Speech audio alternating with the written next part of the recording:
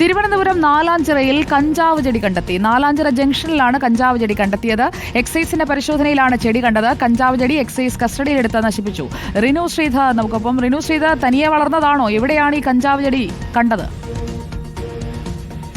സുജയ, ഇന്ന് രാവിലെയാണ് Thiruvananthapuram excise range ഓഫീസറുടെ നേതൃത്വത്തിൽ പരിശോധന നടത്തിയത്. അതായത് നിലവിൽ ഈ കഞ്ചാവ് ഉപയോഗിക്കുന്ന സ്ഥലങ്ങൾ കേന്ദ്രീകരിച്ചാണ് പരിശോധന നടത്തിയത്. അത്തരം ഒരു പരിശോധനയിലാണ് ഈ നാലാഞ്ചിറ ഭാഗത്ത് പരുത്തിപ്പാറ ജംഗ്ഷനിൽ BSNL ഓഫീസിന് മുൻവശത്തായി കഞ്ചാവ് ചെടി കണ്ടെത്തിയത്.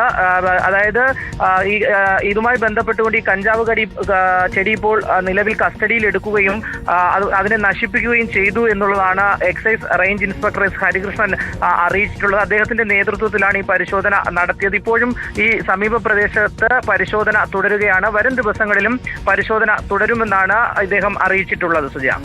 ഓക്കെ, റിനു ശ്രീധറാണ് വിവരങ്ങൾ നൽകിയത്. തിരുവനന്തപുരം നാലാഞ്ചിറ ജംഗ്ഷനിലാണ് കഞ്ചാവ് ചെടി കണ്ടെത്തിയതും അതിപ്പോൾ പറിച്ചെടുത്ത് കസ്റ്റഡിയിലാക്കിയിട്ടുണ്ട്.